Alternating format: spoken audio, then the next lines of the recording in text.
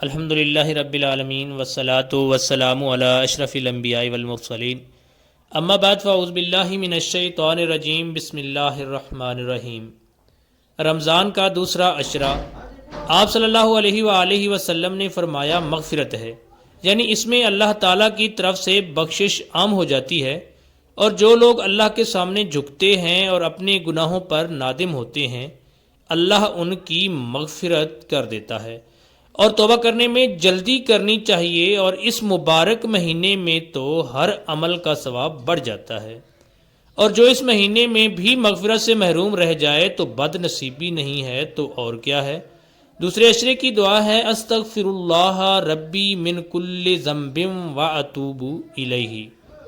استغفر اللہ ربی من کل ذنب واتوب الیہ، ترجمہ میں اللہ سے اپنے تمام گناہوں کی بخشش مانگتا ہوں جو میرا رب ہے اور اسی کی طرف رجوع کرتا ہوں۔ پیارے ناظرین، اس دعا کو دوسروں کے ساتھ زیادہ سے زیادہ شیئر کریں تاکہ لوگ زیادہ سے زیادہ سن سکیں اور آپ کو بھی ثواب ملتا رہے اور مجھے بھی۔